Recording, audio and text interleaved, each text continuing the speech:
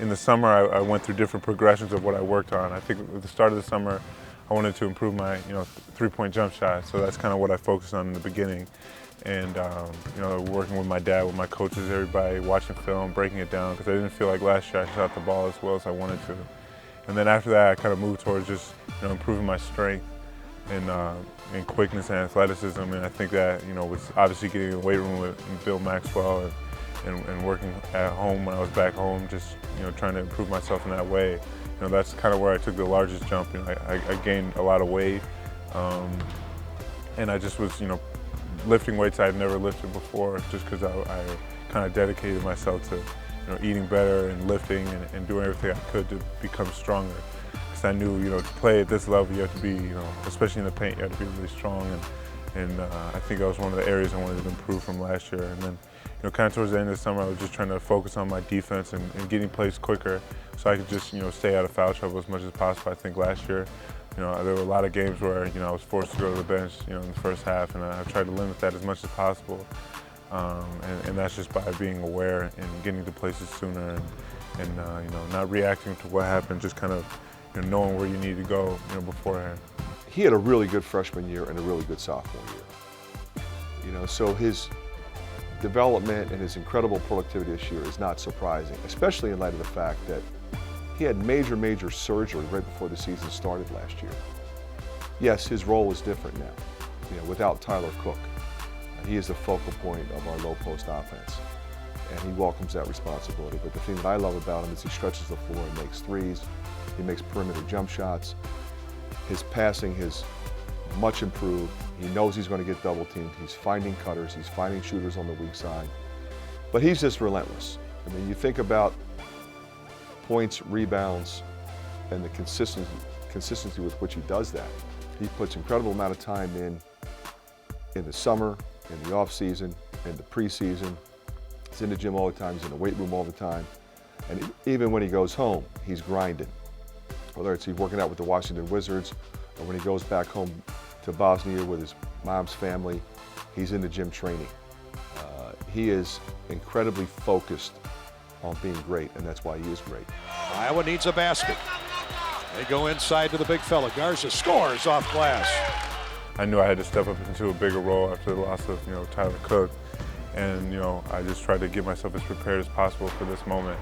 So, I think our team has done a great job of just, on the offensive end, just moving the ball and getting everybody involved. And I think, we've done a great job of putting me in position to score. And, I credit that to my teammates and my coaches. And I think I'm just going to continue to, strive to improve and as I continue going forward, because there's still a lot of room to improve. But, I'm just playing with a lot of confidence right now. To that, here he is for three. Good again. This guy is on autopilot. 27 points if they... Over the years, I've had a few, but there are not a lot that are wired like him, that are consistently figuring out, how do I get better today? And they don't put anything off. Well, I'll start training in a couple weeks. Now, he's training all the time, whether it be physically or his mind. He studies it, he thinks it, and he does not ever take a possession off. And that's a tremendous gift. And it's something that, as a coach, you encourage your guys to do, but not everybody does. I think I'm just a versatile player. On the inside, I can do a lot of things. I can score in the paint pretty easily in the post. I can open up, I can shoot the ball. I can spread the court a little bit. Now defense, I'm just kind of a smart defender, help defender. Sometimes I block a few shots, sometimes I take a charge. It's just kind of doing whatever I need, for the team. And I think I'm just the type of guy who's just going to play as hard as I can and put everything out there every single game, and play it. Because you never know what game is your last. And that's kind of the mentality I have. I'm just a guy who's going to do whatever it takes to win and whatever for his team. I think it's just my family, like my dad and my mom, when that was how I was raised, and everybody in my family has just been that type of person who works hard like that, and I take pride in it. I want to be the hardest worker, on every team I play for, and that's something I strive for, and I know that, I don't have the talent that everybody else does, but with hard work I can make up for it in different ways, and I think that's what I've tried to do my entire career. that action. Miss that action. The Heartland is brought to you by Mediacom. Today's broadcast is powered by Extreme. Feel the power of amazingly fast internet, up to 1 gig. University of Iowa Healthcare, changing medicine, changing lives. January has turned to February, and with a little more than a month remaining in the Big Ten basketball race, there is so much yet to be decided. The Iowa Hawkeyes are 6-4 after Thursday's loss at Maryland, with a chance to further jam things up at the top of the standings with a win over Illinois, front-running Illinois this afternoon. Here's Toussaint with the rebound, all the way himself. Step back jumper is good. Way to go, Joe.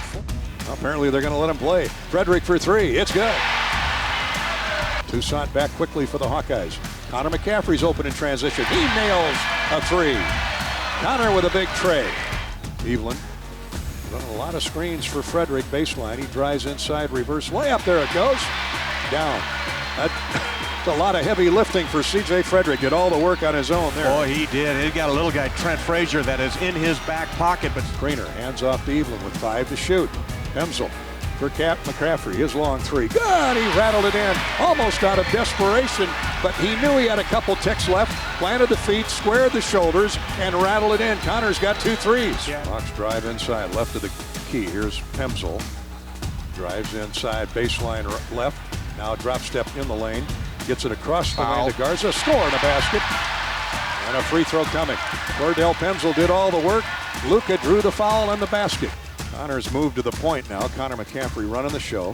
Here's a catch, high post right by Pemsel. Gets it inside to Wieskamp. He scores.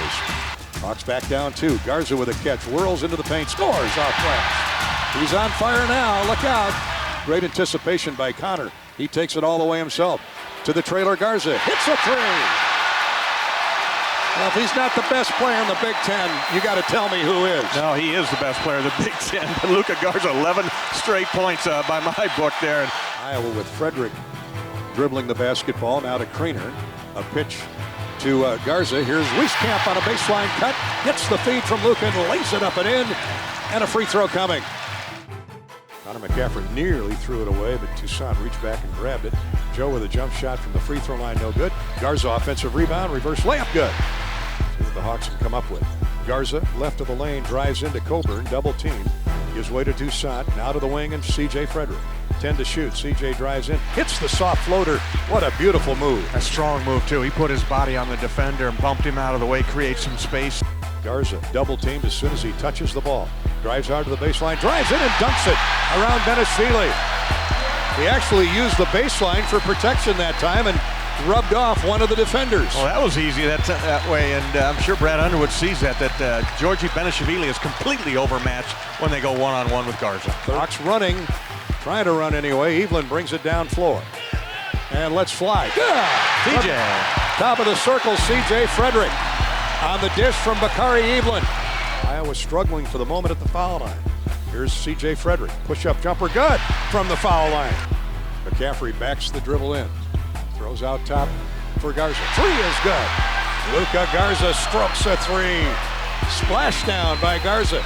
A lot of bulk inside. Iowa shoots for the lead. Drop step, Garza inside. Reverse layup, good. Have Creener high post to Frederick. They tried to break him open for the three. He drives a pass into the corner. Three is good by Connor McCaffrey. Here's Wieskamp. Free throw line to Garza on the wing. Now to CJ. Garza sets a screen. CJ gets into the lane. Hits the step back jumper. 18 for Frederick. From McCaffrey back to Connor. Garza for three. Good! How about that? Luka Garza, they run that play. He sets a screen. Shot that with tremendous confidence. His fourth. Hawks get back quickly. 20 seconds to go.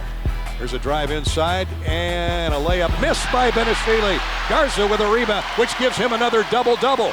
Here's a throw to the other end of the floor. Wieskamp with the dunk.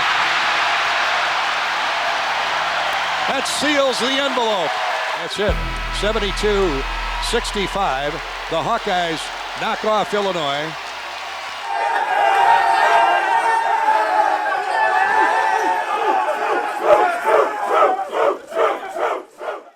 I'm really proud of our team. You know, road wins are always big, and then we have 4 in a row in the Big Ten.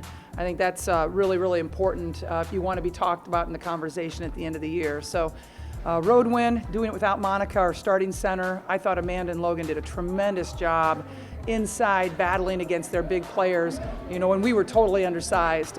We got to the free throw line a lot again, but really I thought took over the game in the end of the second quarter when we went on a 19-2 run. Hawks looking to push the basketball every possession. Civilian for 3. Got it. I thought that we came out really well with great energy. We knew that we were down on player, and we know how much Monica brings to our team that we were going to have to fill in her spot.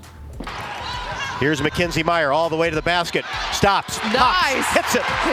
Yeah, it's fun. That's the Hawkeye brand, is just to high assists, and people are knocking down shots, and that's a really fun brand of basketball. So it's always good to have balanced scoring. It makes it really hard to guard us. It's always nice and fun when we have, you know, a lot of people shooting the ball really well, attacking really well. I think one thing that this team does great is like looking for the next person. So I think that's what we did for tonight.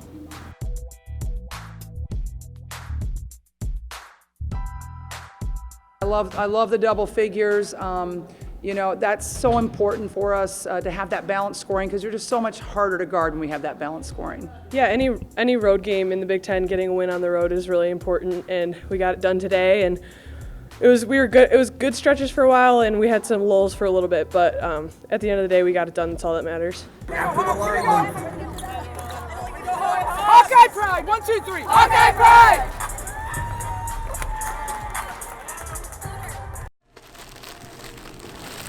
Welcome into Carver Hawkeye Arena MediaCom Mat for the 2020 edition of the Pioneer Showdown. Number 1 Iowa and number 2 Penn State.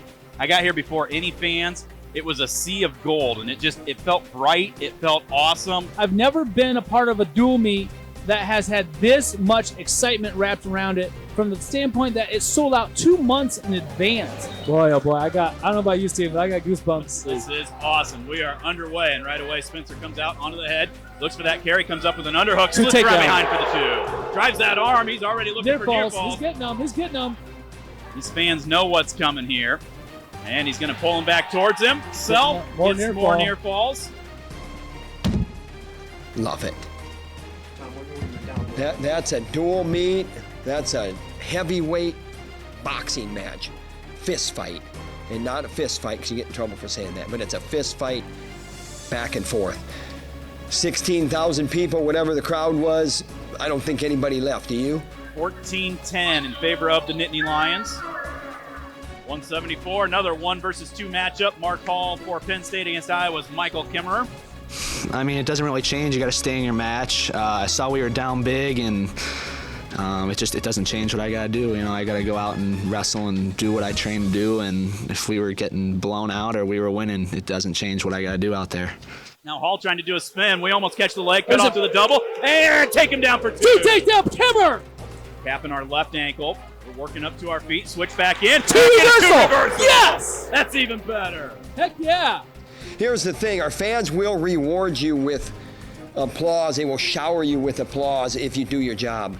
They crave, they love entertaining point-scoring wrestling. And that's what Kemmerer did, and that's why it was loud, and it was a big match. Kemmerer, he can continue to keep taking shots like he is, but he's got to be smart about it. There's a shot! Hey, Kemmerer, drive through, 2, take down Kemmerer! Woo! Gets the Hawks back to within a point.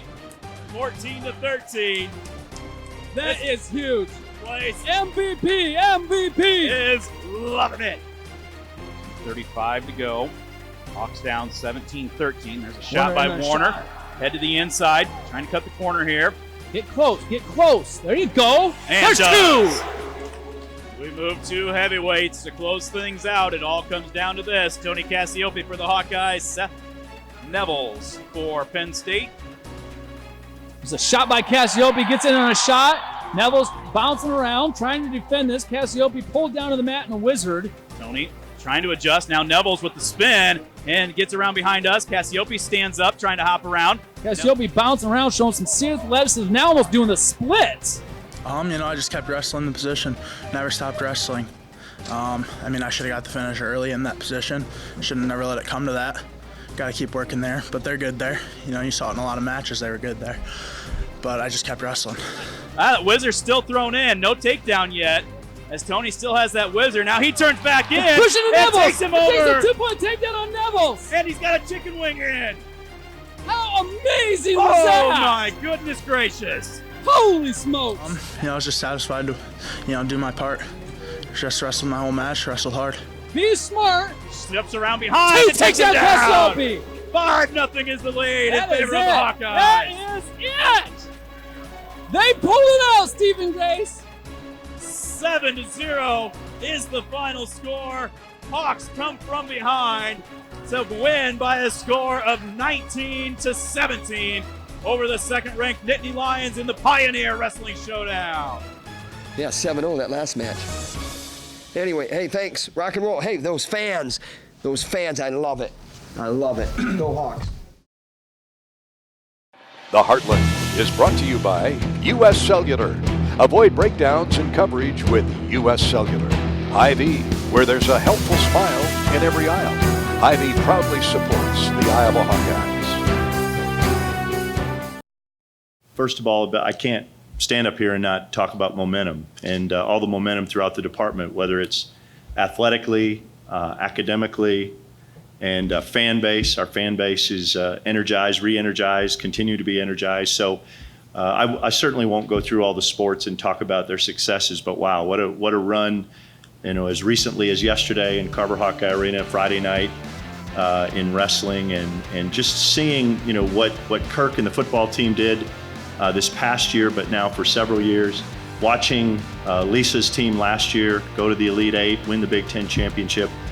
Kirk's team, or Fran's team, going into the NCAAs and now having a great run again this year. Beyond that, some of the sports that maybe we don't talk about as often or don't get reported quite as much: field hockey, winning the Big Ten championship, both regular season and Big Ten tournament, Elite Eight appearance, rowing back in the NCAA, soccer this fall, on and on and on. So as I mentioned, I'm not going to cover every team other than just to say incredible momentum over the past few years, not just this year. 90% graduation success rate for 4 years in a row. It was a record the first year we hit it, and we've now hit it 4 years in a row. So just incredibly proud of our students, our student athletes, our coaches, and what they're accomplishing. I mentioned momentum with our fans. You know, the sellout yesterday in men's basketball, the sellout Friday night, and going back a couple of weeks with women's basketball, an incredible crowd to watch Megan Gustafson's jersey go up to the rafters. So, you know, we've always had great following, great fans, top 25 in football attendance, top 25 in men's basketball, top 15 in women's, number 1 in wrestling. And so, you know, just a chance to thank our fans again and talk about momentum that they have going.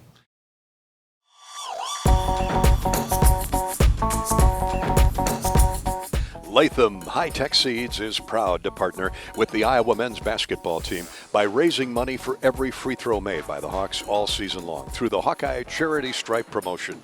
All proceeds will benefit the American Cancer Society and Coaches vs. Cancer program right here in the state of Iowa. Latham High-Tech Seeds, cheering on the Hawkeyes from the free throw line and helping with cancer awareness efforts all across the state of Iowa.